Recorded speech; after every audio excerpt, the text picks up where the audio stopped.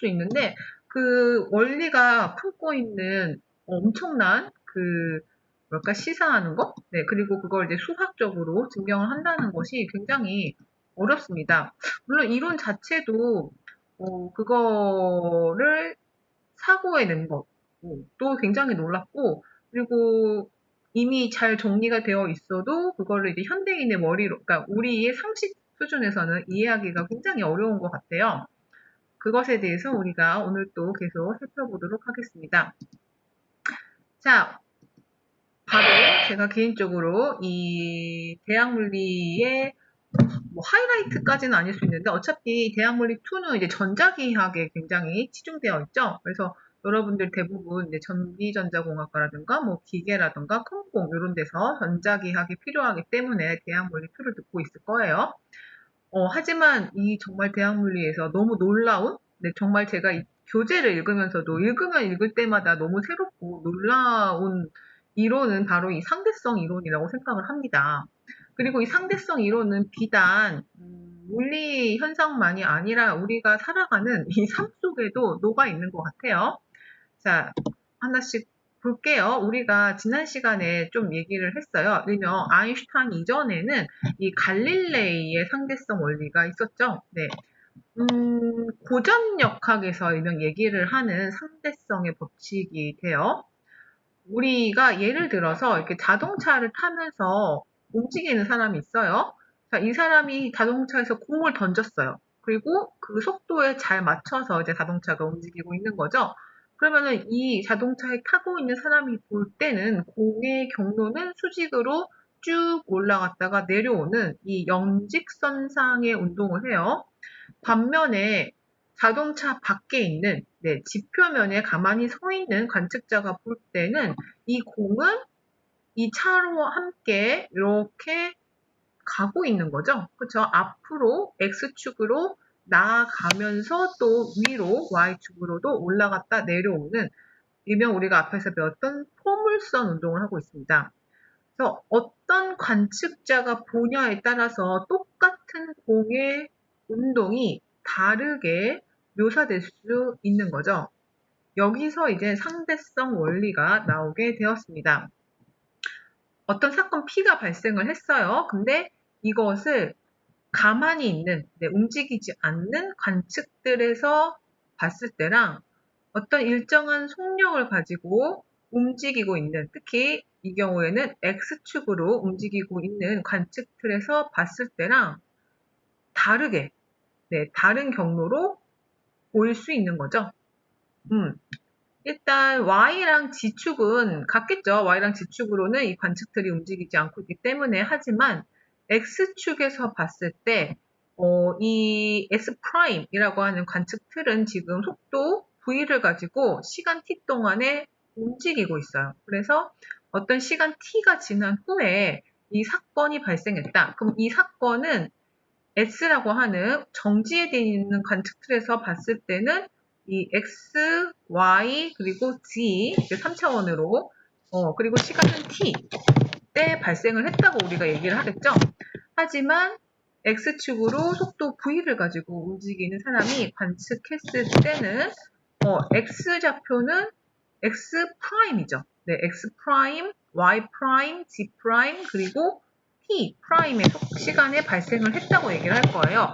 이때 X, Y, Z는 X', Y', G' 다 같지만은 X, Y, Z, T, Y, G, T. 근데 X'의 경우에 봤을 때 X'은 이 사람이 관측 틀이 이미 VT만큼 이동을 한 후에 본 것이기 때문에 X와 비교했을 때는 X에서 VT만큼 뺀 값으로 얘기할 수 있는 거죠. 이것을 바로 갈릴레이의 시공 변환식이라고 합니다. 그쵸? 이 시간을, 이 사건이 X, Y, Z, T에 발생을 했지만은, 이 사람이 X'이라고 어떤 S'이라고 하는 사람은 이미 시간 t 동안에 VT의 속도로 VT만큼 이동을 했죠, X축으로. 그렇기 때문에, 정지에 있는 사람이 생각하는 X는 움직인 사람이 생각한 X'보다 VT만큼, 더 많이 있는 거죠. 그래서 우리가 이런 시공 변환식을 사용을 해서 네, X와 Y와 Z 이렇게 상대적으로 뭔가 움직이고 있는 사람들이 다르게 그 어떤 사건을 표현할 수 있다는 거를 얘기를 한 거죠. 그래서 고전역학에서는 사실 이것이 그러니까 이것이 유효했어요. 네, 갈릴레이 때의 고전역학에서는 우리가 이렇게 상대 운동에 대해서 얘기를 했었죠. 우리가 이미 1학기 때도 이 상대성 운동에 대해서 얘기를 했습니다. 우리 상대 속도 이런 거 할 때 이미 얘기했어요. 그쵸? 하지만은 경우가 이제 점점 달라지는 거죠. 이제 현대로 올수록 우리가 거의 빛의 속도에 가깝게 운동을 하는 이런 경우들이 발생을 하게 되고 그 경우에는 뭔가 고전역학에서 말한 것과는 다르게 고전역학에서 표현했던 것으로는 뭔가 모순되는 이런 현상을 발견하게 됩니다. 자, 그래서 만약에 뭐 속도도 우리가 이게 바로 상대 속도죠, 상대 속도. 그쵸? 내가 어떤 속도 V를 가지고 상대적으로 이렇게 움직이고 있다라고 봤을 때 우리가 A라는 B라는 사람 이렇게 해가지고 예전에 1학기 때 얘기를 한번 했잖아요. 네, 그래서 A라는 사람이 B라는 사람에 대해서 상대적으로 속도 V를 가지고 움직이고 있다라고 얘기를 했을 때 그때 어떤 똑같은 입자의 운동을 관측했을 때 그 각각의 사람이 관측하게 되는 속도는 요 V만큼 네, 상대적으로 움직이고 있는 그 상대 속도만큼 차이가 발생하는 거죠. 근데 문제는 이게 역학에서는 유효해요. 역학에서는 네, 역학은 말 그대로 이렇게 막 움직이는 거죠. 근데 전자기학과 광학 이제 전자기학이나 광학은 이제 빛의 속도로 움직이는 경우들이 발생하고 이 경우에는 이 변환식이 적용이 되지 않는 거예요. 네, 빛의 속도에 가까워지면은 빛의 속도는 변하지 않는다는 것을 우리가 관측하게 된 거죠. 그 대표적인 것이 바로 이 마이컬슨 몰리의 실험이었어요. 네. 뭐 마이컬슨 몰리의 실험을 한 이유는 빛이 이때는 어떤 에테르라고 하는 매질에서 움직이는 거라고 생각을 했고, 따라서 이 매질과는 상대적으로 다른 속도를 가지고 있는 관측자가 빛을 보게 되면은 빛의 속도는 달라져야 되는 거죠. 그렇죠? 우리가 아까도 지금까지 우리가 봤던 이론은 그랬어요. 두 개의 관측 틀이 서로 상대적으로 다른 속도를 가지고 있으면은 그 속도의 차이만큼 내가 관측하는 현상의 속도는 차이가 나게 되죠. 따라서 우리가 빛의 속도를 봤을 때 빛은 에테르라고 하는 이런 관측 틀에서 움직이고 있는 애고 만약에 나는 이 에테르라는 관측 틀에 비해서 상대적으로 다른 속도로 움직이고 있다면은 당연히 빛의 속도는 우리가 알고 있는 3 곱하기 10의 8승 미터 퍼 세크가 아니라 그것보다 이 상대 속도만큼의 어떤 차이를 보이면서 달라져야 되는 것이 관측돼야 합니다. 그것을 관측하기 위해서 이 마이컬슨 몰리의 실험을 한 거예요. 네, 그 두 개의 빛을 쏜 거죠. 하나는 요 오른쪽으로 이 82라고 하는 요 방향으로 쐈고 다른 쪽은 81이라고 하는 요 수직 방향으로 빛을 쐈어요. 그래서 에테르의 바람은 나는 가만히 있고, 그리고 빛을 이렇게 이동시키는 그 메테르라고 하는 매질은 요 왼쪽 방향으로 속도 V를 가지고 움직이고 있다고 생각을 한 거죠. 그랬을 때 내가 빛을 쏘면은 빛이 갔다가 이제 반사돼서 나오는 거죠. 그러면은 갈 때는 C 플러스 V, 요 상대 속도 때문에 C 플러스 V, 나올 때는 C 마이너스 V로 이 속도가 관측되어야 될 거예요. 빛의 속도가. 반면에 요 수직으로 갈 때는 에테르의 수직이기 때문에 속도의 변화가 없이 왔다 갔다 네, 하게 되는 거죠. 똑같이 이 L이라고 하는 길이를 따라서 움직이 됐을 때, 이때는 우리가 피타고라스 정리에 의해 가지고 얘의 속도, 상대 속도는 루트 C제곱 마이너스 V제곱이 되는 거죠. 네. 이때는 그냥 갈 때는 C 플러스 V, 올 때는 C 마이너스 V. 이때는 이제 갈 때 C고 여기로 V가 있으니까 상대적으로 속도가 이렇게 휘는 거죠. 한마디로. 네. 휘기 때문에, 피타고라스 정리에 의해서 루트 C제곱 마이너스 V제곱의 속도로 왔다 갔다. 네, 할 거라고 우리가 생각을 할 수 있어요.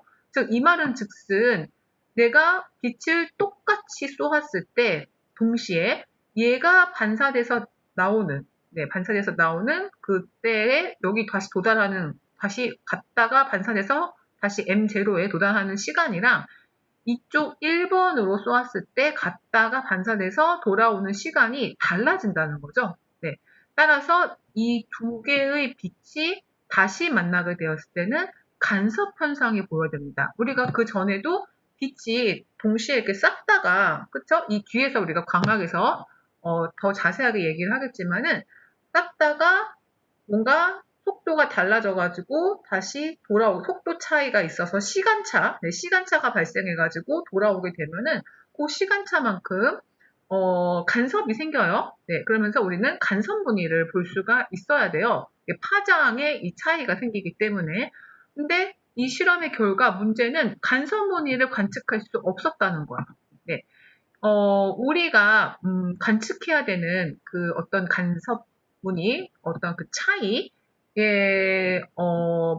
차이를 우리가 대략 그때 마이컬스 몰리의 실험 값들을 넣어가지고 계산을 하게 되면은 약 0.44 정도의 간섭 무늬가 발생을 해야 되고, 이 실험 기구는 0.01 무늬까지 검출이 가능하기 때문에 이론이 맞다면은 우리는 이 관섭 무늬를 관측할 수 있었어야 합니다. 하지만 결론은 이 실험을 했을 때 어떠한 간섭 무늬도 발견하지 못했던 거죠. 따라서 뭔가 빛의 속도가 달라지지 않았다는 거고, 그 말은 에테르라고 하는 빛을 이동시키는 매질이라고 하는 것이 존재하지 않는 게 아닌가라는 이제 그 전까지 우리가 알고 있던 가설이 이제 깨지게 되었습니다. 따라서 이후에 이제 빛이라고 하는 것은 매질이 필요 없다. 네, 매질이 필요 없이 뭔가 파동에 의해서 전파가 되는 그런 전자기파의 일종으로 보이게 된 거죠. 에테르라고 하는 매질, 어떤 빛을 이동시키기 위한 매질이라고 하는 것이 이제 없다는 결론이 나오게 되었어요. 자, 그러면서 뭔가 한 장이 없어진 것 같지? 뭔가 한 장이 없어졌네요? 그 전 시간 있었던 것 같은데? 그래서 이제 마이클스 몰린의 실험 이후에 두 가지 이제 가설이 돼야 되는 거였어요. 그쵸? 하나는 갈릴레이의 이 고전 역학에서 그러니까 그리고 또 가장 갈릴레이 이제 더 나아가서 갈릴레이 고전 역학에 따르면은 이제 빛의 속도가 달라져야 되는데 우리는 아무리 관측을 해도 빛의 속도가 달라지는 것을 관측할 수가 없었어요. 네. 어떠한 실험을 해도. 따라서 갈릴레이의 고전 역학이 잘못됐던가, 그쵸? 갈릴레이의 이 상대성 원리 아까 봤던 이게 잘못됐던가, 아니면은 우리는 어떻게든 간에 뭔가 이 빛의 그 차이를 뭔가 우리가 측정할 수 없다든가 뭔가 이렇게 이걸 찾아내야 되는 거였죠. 근데 결론은 아인슈타인이 딱 등장을 해가지고 결론을 딱 내려버립니다. 네, 특수 상대성 이론이라고 하는 것을 이제 들고 나와서 이 갈릴레이의 상대성 원리가 갖고 있던 모순을 해결해 버렸어요. 첫 번째, 모든 관성 기준 틀에서 물리 법칙은 같다. 사실 이거는 갈릴레이도 비슷하게 얘기를 했어요. 모든 관성 기준 틀에서 이 갈릴레이의 고전 역학, 그 전에 우리가 고전 역학에서 배웠던 것들, 이 물리 법칙이 다 통용된다고 했습니다. 하지만 그때는 역학에만 관련이 되어 있었고, 아인슈타인은 이 역학만이 아니라 전자기학, 광학, 연력학 관련해서 모든 물리 법칙은 서로 등속도로 산대 운동을 하는 모든 기준 틀에서 공통적으로 같게 적용되어야 한다고 얘기를 하게 됐죠. 네. 보다 일반화된 거죠. 네, 비단 고전 역학만이 아니라, 그러니까 그 전에는 전자기학이나 광학, 연력학에서는 이 갈릴레이 상대성 원리가 모순이 되니까, 네, 뭔가 맞지 않으니까 얘네는 무시하고 그냥 역학에서만 뭐 이게 통용이 된다 이런 식으로 얘기를 했다가 아인슈타인은 그게 아니다. 이거는 그냥 일반적이다. 어떠한 관측 틀에서 보던 상대적으로 등속도로 서로 다르게 운동을 하는 모든 관측틀에서 결국 모든 물리 법칙은 똑같이 적용될 수 있다라고 얘기를 했어요. 그리고 두 번째, 진짜 중요한 거죠. 빛의 속도는 변하지 않는다. 진공 중에서의 빛의 속도는 어떠한 관성 기준 틀에서 어떤 속도로 움직이는 관측자가 보더라도 항상 똑같은 3 곱하기 10의 8승의 일정한 값을 갖는다는 것이 바로 두 번째 가설이었죠. 그 전까지는 어떻게든 간에 빛의 속도가 달라지는 것을 찾아보려고 하다가 결국 아인슈타인은 아니다. 빛의 속도는 달라지지 않는다. 라고 이렇게 결론을 내리고 들고 나온 거죠. 따라서 이 마이컬슨 몰리의 실험 같은 경우는 아인슈타인의 원리에 따르면은 옳지 않죠. 아예 가설 자체가 옳지가 않습니다. 이 마이컬슨 몰리의 가정에 따르면은 빛이 에테르의 이 매질에 따라서 움직이면서 뭔가 그 관측틀의 상대의 속도에 따라서 C 플러스 V 또는 C 마이너스 V 또는 뭐 루트 C제곱 마이너스 V제곱 뭐 이런 식으로 속도가 달라진다고 이제 전제를 했는데 사실 달라지면 안 되는 거죠. 모든 빛의 속도는 어떤 방향으로 움직이던 간에 어떤 관측틀에서 보던 간에 항상 같게 관측이 되어야 합니다. 그래서 우리가 아인슈타인의 특수 상대성 이론은 아주 짧고 간결하게 5분 동안 정리한 영상을 하나 보도록 할게요. 이 영상을 보면 여러분이 훨씬 더 이해에 도움이 될 거예요. 여기는 약간 예시를 들어서 잘 설명을 했기 때문에 그리고 그것을 수학적으로 풀이를 한 것을 제가 뒤를 이어서 보다 자세하게 설명을 하도록 하겠습니다. 아인슈타인의 사실 아인슈타인의 상대성이랑 이 장에서는 솔직히 시험 문제는 그렇게 어렵게 나올 수가 없어요. 어렵게 나오자면 너무 어렵기 때문에 되게 쉬운 것만 나오죠. 근데 여러분이 이 아인슈타인의 상대성 이론이 가지는 그 어떤 의미를 좀 더 이해했으면 좋겠어요. 자, 여러분 영상 보여요?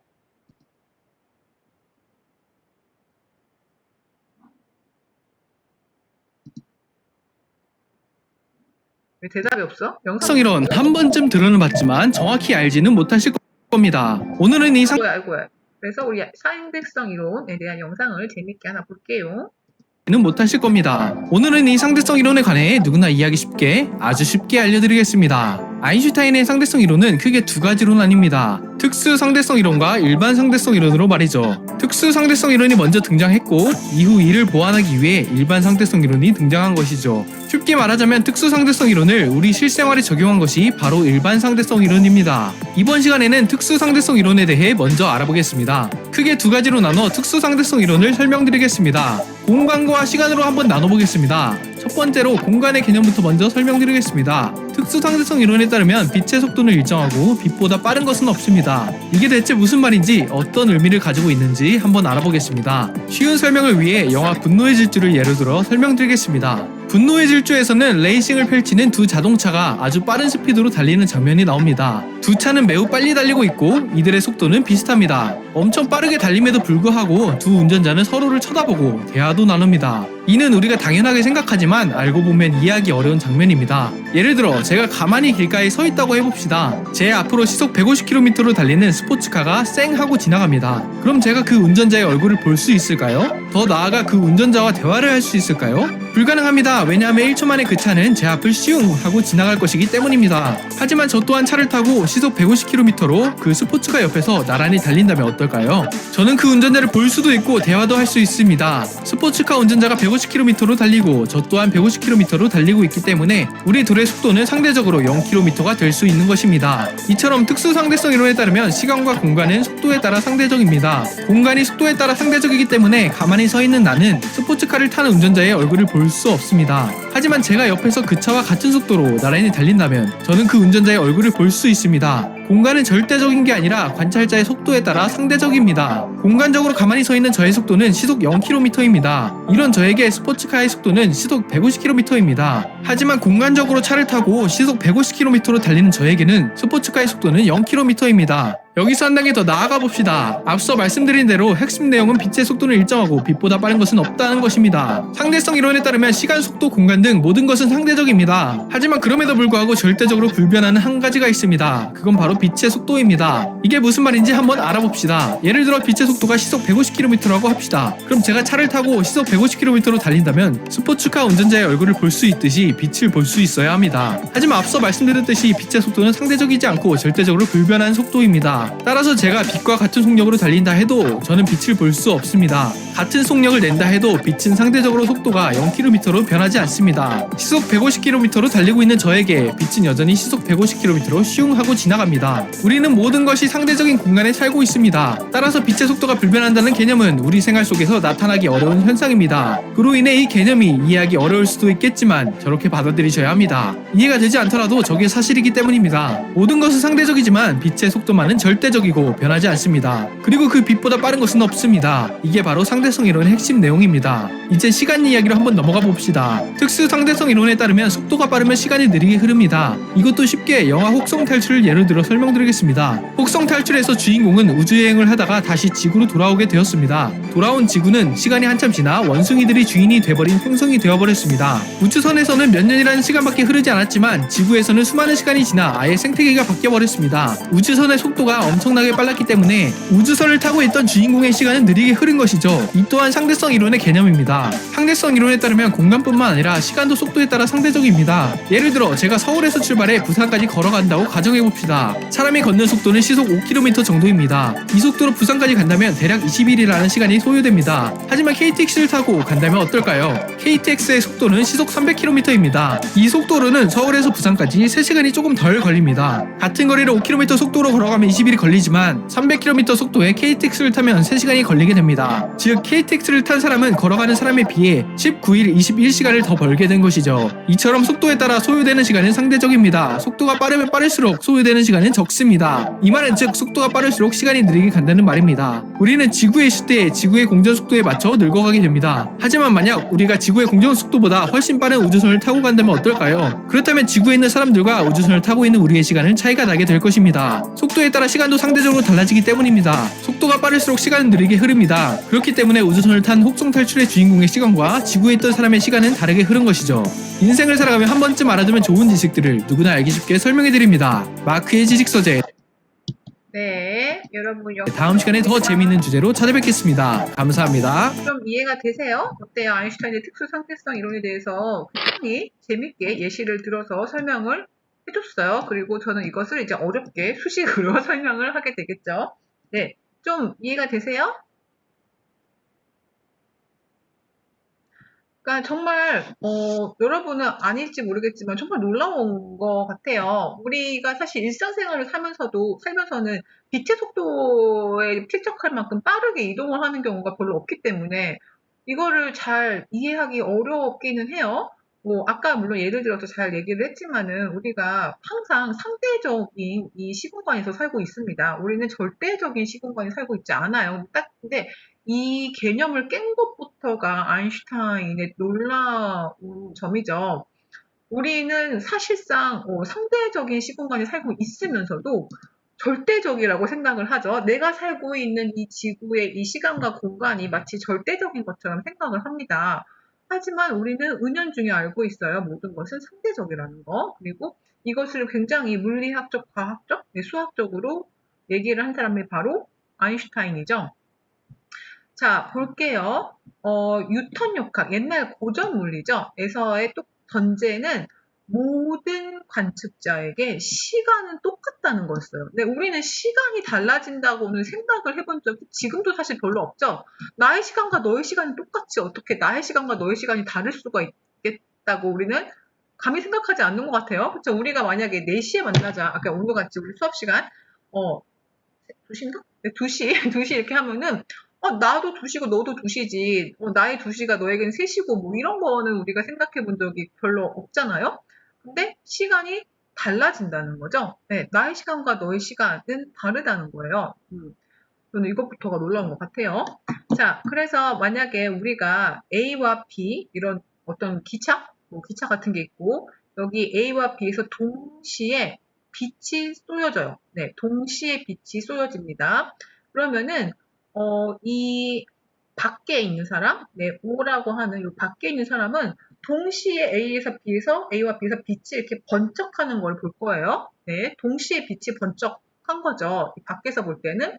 하지만 굉장히 빠른 속도로 이 오른쪽으로 이동하고 있는 이 관측자가 O'이라고 하는 이 기차를 타고 있는 관측자가 볼 때는 불이 양쪽에서 번쩍했지만은 이 관측자에게 도달하는데, 네, 관측자가 이걸 본다는 거는 빛이 번쩍해가지고 그게 빛의 속도로 나에게 도달하는 거죠. 그래서 내 눈에서 이렇게 딱 인지를 하는 건데, 관측자 O'은 이미 속도 V를 가지고 B에 가깝게 다가갔죠. 네, 가깝게 다가갔기 때문에 빛은 오히려 앞에서 오는 빛이, 그러니까 B에서 번쩍했던 빛이 더 먼저 왔다고, 그러니까 먼저 번쩍했다고 얘기를 하게 될 거예요. 네. 그래서 정말 이 동시성이라고 하는 거, 이것은, 그러니까 이러한, 그러니까 이거는 결국 진짜 실험을 한 건 아니고, 네, 사고 실험을 한 거죠. 생각을 해보는 거죠. 즉, 어떤 사람에게는 동시인 사건이 어떤 사람한테는 동시가 아니라는 거죠. 네. 그래서 이 동시성이라고 하는 거가 절대 개념이 아니라 관측자의 상태에 따라서 달라지는 개념이라는 것을 우리가 이런 사고를 해봄으로써 생각할 수가 있어요. 결국 빛은 똑같은 속도로 관측자에게 날아가는데 관측자는 그 시간 동안에 이미 그러니까 B 쪽으로 이렇게 이동을 한 거죠. 네, 이동을 이렇게 했기 때문에 이 B에서 온 빛이 먼저 관측자에게 도달을 해서 인지가 될 것이고 따라서 이 B 쪽에서 온 빛이 먼저 발생을 했다고 이 사람은 생각을 하게 될 거예요. 네. 그래서 우리가 여기서 이제 중요한 거는 결국 모든 것은 이렇게 상대적인 것이다라는 거죠. 결국 절대적인 것이 딱 하나 있죠. 네, 빛의 속도. 네. 자, 여기서 이제 전제를 하면서, 그러니까 빛의 속도가 절대적이기 때문에 그로부터 이러한 결과들이 나오게 되는 거예요. 그래서 그래서 나온 거 첫 번째, 이제 시간 팽창. 네, 시간이 더 이상 절대적이지 않은 거죠. 네, 시간은 변합니다. 자, 기차를 타고 있어요. 네, 여기도 기차네요. 그래서 이 기차가 이렇게 폭도 V를 가지고 오른쪽으로 이동을 하고 있습니다. 그럼 그리고 이 사람이 빛을 이렇게 쐈어요, 위로. 빛은 굉장히 빠르게 이렇게 번쩍하면서 갔다 올 거잖아요. 위에 거울이 있고, 그럼 거울에서 반사돼서 다시 돌아오면은, 이 사람에게는 빛은 어마무시하게 빠른 속도니까 이렇게 번쩍하면서 위로 올랐다 내려오는 거가 보일 거예요. 하지만 이 기차 밖에 있는 사람이 볼 때에는 이 빛이 위로만 왔다 갔다 한 게 아니라 위로도 왔다 갔다 하면서 이 기차와 함께 오른쪽으로도 이렇게 이동한 것으로 보이는 거죠. 그래서 밖에 있는 사람이 볼 때 빛은 이렇게 뭔가 대각선 경로로 이동을 한 것으로 보이게 될 거예요. 따라서 어디 갔어? 네, 이 안에 있는 사람, 네, 기차 안에 있는 사람, 빛이 번쩍했을 때 올라갔다 내려오는 걸 본 사람이 빛이 이동한 시간, 네, 빛이 본 내가 시간은 빛의 속력 C고 거리는 ED니까 시간은 속력분의 거리에서 C분의 ED가 되는 거죠. 그쵸? 근데 이 바깥에 있는 사람도 똑같이 빛의 속력은 C로 네, 측정을 해야 됩니다. 빛의 속력은 뭐 상대 속도가 그러니까 나랑 관측틀의 속도가 서로 다르다고 해가지고 다르게 관측되지 않는다고 아까 얘기했죠. 아까 영상에서도 내가 가만히 서서 빛의 속도를 보나 시속 150km를 막 달리면서 빛의 속도를 보나 빛은 항상 똑같이 C입니다. 나의 이 상대 속도에 따라서 빛의 속도는 달라지지가 않아요. 따라서 관측자 5호에 따르면은 이 밖에 있는 사람에 따르면은 이 사람에게는 빛이 어디 갔어? 더 멀리 가고 있죠. 이렇게. 네. 그래서 이 거리는 이제 기차가 이동하는 속도니까 원래 이 안에 타고 있던 사람, 그러니까 이 밖에 있는 사람이 봤을 때는 2분의 델타 t죠. 요만큼 갔을 때 얘는 델타 t만큼 걸릴 거니까 속도 v로 2분의 델타 t만큼 갈 것이고 요거는 이 수직거리니까 d죠. 그럼 빛이 이동한 거리는 요거죠, 요거. 네, 그래서 c로 2분의 델타 t만큼 이동을 한 걸로 이 밖에 있는 관측자가 볼 때는 걸릴 거예요. 따라서 요 피타고라스의 정리에 의하면은 그렇게 우리가 정리가 될 수 있겠죠. 따라서 델타 t라고 하는 거는 그러니까 밖에 있는 관측자가 본 그 시간이라고 하는 거는 정리하면은 루트 c제곱 마이너스 v제곱 분의 2d가 되는 거고 이거를 다시 또 정리해주면은 이렇게 될 수가 있겠죠. 그리고 우리가 앞에서 델타 TP, 그러니까 그 빛과 함께 이동을 한, 그러니까 그 안에 기차에 타고 있던 사람, 네, 그 사람의 경우에는 네, 관측 속도가 C분의 2D였죠. 네, C분의 2D였기 때문에 이것을 대입해주게 되면은 요 C분의 2D, 루트 1-C제곱분의 V제곱분의 TP가 되는 거죠. 그래서 이것을 우리가 감마라고 이렇게 정의를 합니다. 즉, 빛이 이렇게 뭐랄까 동시에 순간적으로 이렇게 번쩍하면서 이 사건이 이렇게 이동하지 않고 딱 거기서 이렇게 움직인 거죠. 한마디로 이것을 우리가 고유 시간이라고 하는데 이 시간에 비해서 상대적으로 밖에서 봤을 때 상대적으로 이게 그러니까 빛이 발생한, 빛이 발생한 그 관측틀에 비해서 상대적으로 여기서는 뭐 마이너스 V가 됐잖아요. 이 V라는 속도로 밖에 있던 그 사람이 볼 때는 시간이 오히려 늘어난 것처럼 보일 수 있다는 거죠. 네, 이 사람에게 측정되는 시간은 이 감마라는 것만큼 늘어나게 됩니다. 왜냐면 C분의 V에서 빛보다 빠른 속도는 없어요. 항상 V는 C보다 작죠. 따라서 이 전체 값은 1보다 작겠죠. 네. 이게 1보다 작으니까 감마는 1보다 크겠죠. 네. 따라서 시간은 고유 시간보다 늘어나게 됩니다. 상대적으로 V라는 속도로 관측들이 갖고 있을 때, 그래서 감마는 항상 1보다 크기 때문에 이 시계, 그러니까 그러니까 그 사건이 동시에 일어난 경우에요. 이렇게 시계에 대해 움직이는 이 관측자에 의해서 측정되는 시간은 항상 늘어나게 되는 경우에요.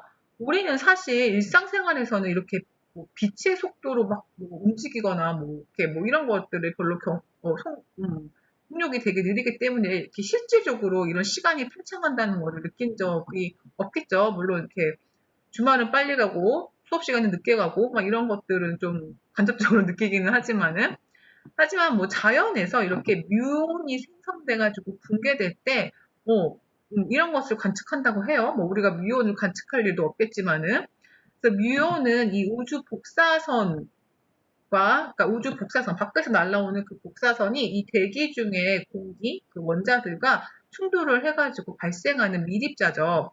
근데 이것이 사실상 원래 우리가 반감기를 생각했을 때는 굉장히 빠르게 붕괴가 되기 때문에 우리 지표면 도달하기 전에 얘가 붕괴가 돼서 우리는 얘를 볼 수가 없어야 돼요. 근데 사실상 우리는 지표면에서 이 뮤온을 보는 거죠. 네, 그 이유는 상대적으로 이 시간이 늘어나면서 뮤온이 이 아래까지 도달할 수 있다라는 그런 현상 중에 하나가 됩니다. 자, 그래서 이걸 볼까요? 이 문제. 진자의 기준 틀에서 측정한 진자의 주기는 3이었어요. 그러니까 딱 이게 고유 시간인 거죠. 네, 이게 시계입니다. 시계에서 진자의 기준 틀에서 측정한 진자가 그 시간이 바로 3초였죠. 근데 진자에 대해서 이제 0.96c, 그러니까 굉장히 빛의 속도에 가깝게 빠르게 움직이는 거죠. 그런 관측자가 측정한 진자의 주기는 얼마일까? 그러면은 이 관측자가 측정하는 진자의 주기는 시간이 늘어나게 될 거예요. 그래서 우리 고유 시간 3초보다 이제 루트 1-c제곱분의 상대 속도 0.96c 전체의 제곱만큼 숫자가 시간이 늘어나는 그래서 10.7초로 이 관측자는 진자의 주기를 측정하게 되는 거죠. 여러분 이해가 되실지 모르겠어요. 그리고 뭐 지구에서 예를 들어서 이렇게 3초로 진자가 주기를 왔다 갔다 하고 있지만은 지구 밖에 어떤 우주선 타고 이동하는 관측자, 특히 0.96 이 빛의 속도로 움직이는 관측자가 볼 때, 뭐 보일런가 모르겠지만 만원경으로 보면은 네, 그 진자의 주기는 10.7초로 관측이 되는 거예요. 이해가 되세요? 그리고 사실 우리가 상대성 이론에 대한 문제는 막 이런 정도의 수준밖에 안 나오긴 하는데 얘가 갖는 의미 그리고 이 고유 시간에 대한 어떤 개념 그리고 상대적으로 움직이고 있는 관측자가 볼 때 시간이 팽창한다. 이런 개념들 여러분이 이해를 하셔야 돼요. 그리고 대표적인 게 바로 이 쌍둥이 역설이에요. 네, 원래 지구에서 지수와 속수는 쌍둥이였어요. 근데 지수가 아니고 속수구나. 네, 속수가 이제 여행을 떠난 거죠. 우주 여행을. 이 사람이 상대적으로 네, 지구에 비해 0.95c, 네, 0.95c라는 속도를 가진 우주선을 타고 약 20광년 떨어진 그 별에 갔다 온 거예요. 근데 가자마자 이제 다시 지수가 보고 싶어가지고 이제 지구에 돌아옵니다. 네. 그랬을 때 돌아왔더니, 나와 같은 나이였던 그 쌍둥이 지수가 42살이나 더 늙어버린 거죠. 나는 13년밖에 안 흘렀는데, 속수는 13년밖에 안 흘렀는데, 이 지수는 42년이라는 세월이 흐른 거예요. 그게 왜 그럴까? 자, 서로가 서로의 기준토에서 볼 때 다르게 보일 수 있겠죠. 예를 들어서 지구에 있던 지수가 보기에는 속수가, 너무 얘가 얼마 나이를 먹지 않았구나. 이렇게 볼 거고, 이 속수가 볼 때는, 아니, 얘가 왜 이렇게 나이가 들었어? 이렇게 서로 상대적으로, 나의 기준틀에서 보게 되겠죠. 자, 이걸 만약에 우리가 바깥에서 제3의 관측자가 보게 됐다. 그러면은 지수 같은 경우에는 본인의 관성틀이 바뀌지 않았습니다. 그래서 지수는 그냥 가만히 지구에 이렇게 있어가지고 얘는 뭔가 바뀐 게 없이 그냥 시간이 흐른 거죠. 그래서 일명 20광년 떨어진 별에 이제 속수가 갔다 왔으니까 광년이라고 하는 거는 이제 빛의 속도가 갔을 때 1년 걸리는 게 1광년이죠. 그러니까 20년, 거기다가 뭐 가속도, 감속하는 시간까지 생각하면은 대충 이제 한 42년의 세월이 이 지구에 있던 지수에게는 흐른 거죠. 반면에 이제 속수 같은 경우에는 상대적으로 네, 빠른 속도로 이 거리 20광년을 갔다 온 거예요. 그래서 이 속수에게는 42년이라는 시간이 아까 봤던 루트 1-c제곱분의 v제곱 네, 그만큼 더 짧아진 거죠. 한마디로 얘 같은 경우에는. 그래서 이 대칭적으로 이 속수 같은 경우에는 불과 그 지수한테는 42년의 세월이 흐르는 동안에 속수한테는 오직 13년의 세월밖에 흐르지 않는 것이 됩니다. 그리고 서로의 이제 관성틀이 달라지기 때문에 이렇게 우리가 시간이 다르게 흐르다는 것을 알 수가 있어요. 아까 흡속탄 노출 이런 영화 얘기를 하면서도 설명을 했었죠. 첫 번째 상대성에서 중요한 게 바로 시간은 팽창한다는 거예요. 네. 그리고 두 번째는 길이는 수축한다는 거죠. 반대로 길이는 수축이 된다. 이 관측한 기준 틀에 따라서 길이가 다르게 측정될 수가 있어요. 자, 먼저 원래 LP라고 하는 거리가 있어요. 네, 이것은 이 물체에 대해서 정지해 있던 관측자가 된 것이죠. 네. 그래서 예를 들어서 LP만큼의 길이의 자가 있고 이 자에 대해서 정지해 있는 관측자가 될 때는 LP였어요. 이게 바로 고유 길이라고 하죠. 근데 이 물체에 대해서 상대적으로 V라는 속도를 가지고 움직이는 관측자가 봤을 때는 이 고유 길이보다 짧게 관측이 됩니다. 이것을 우리가 길이의 수축이라고 해요. 자, 또 별에서 다른 별로 속도 V로 여행을 하는 우주선이 있다. 그러면은 이 두 별 사이의 거리를 내가 지구에서 측정을 했을 때 가만히 정지해 있는 이 두 별에 대해서 정지해 있는 그러한 관측자가 됐을 때는 두 별 사이의 거리는 LP입니다. 네, 이게 바로 고유 길이에요. 그리고 이때 속도 V로 네, 이 거리를 이동하고 있으니까 시간은 V분의 LP만큼 걸리겠죠. 한 별에서 다른 옆에 별 A에서 B 별까지 가는 동안에 하지만 여행자가 볼 때는 여행자의 고유 시간은 시간은 아까 팽창한다고 했죠. 따라서 감마만큼 이 여행 시간이 관측자에게 정지했던 관측자에게는 팽창한 것이기 때문에 감마분의 델타 t로 측정이 돼요. 따라서 두 별 간의 거리는 이 사람은 속도 v를 가지고 델타 p라는 고유 시간으로 이동을 하는 것이고 이것이 바로 감마분의 델타 t라서 감마분의 1만큼 그러니까 원래는 그쵸 LP는 원래 V 델타 T여야 되는데 LP보다 감마분의 1만큼 줄어들게 되는 거죠. 감마는 항상 1보다 큰 숫자니까 감마분의 1은 1보다 작은 숫자고 그만큼 길이가 줄어든다는 것을 우리가 알 수가 있습니다. 따라서 우리가 고유 길이는 정지한 관측자가 측정한 어떤 길이를 우리가 고유 길이라고 해요. 근데 어떤 물체가 이제 그 길이의 평행한 방향으로 속도 v를 가지고 움직일 때 그때 그 관측자가 재는 그 물체의 길이는 감마분의 LP만큼 더 짧게 수축이 됩니다. 그리고 당연히 이런 길이의 수축은 운동 방향으로만 일어나요. 내가 예를 들어서 이 X축으로 길이가 있는데 Y축으로 이렇게 이동을 한다. 이러면은 이제 길이의 수축이 발생하지는 않죠. 자, 그리고 여기서 여러분이 좀 유념할 게 고유 길이와 고유 시간 간격은 다르게 정의된다는 거. 고유 길이는 여러분이 좀 더 이해하기 쉬울 것 같아요. 우주 공간 내에서 정지하고 있는 관측자가 자기에 대해서 정지하고 있는 이 길이의 양단을 측정한 거죠. 방금처럼 내가 지구에 있고 지구에서 A별과 B별, 이 A별과 B별도 정지해 있고 네, 이것의 길이를 딱 잰 거. 이게 바로 고유 길이입니다.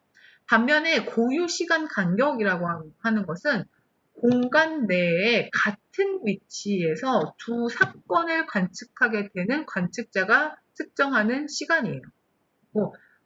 공간 내에 같은 위치입니다. 따라서 이 두 별 사이를 여행하는 관측자는 A라고 하는 별에서 있다가 이제 B라는 하는 별에 갔죠. 따라서 이게 같은 공간이 되는 거거든요. 네.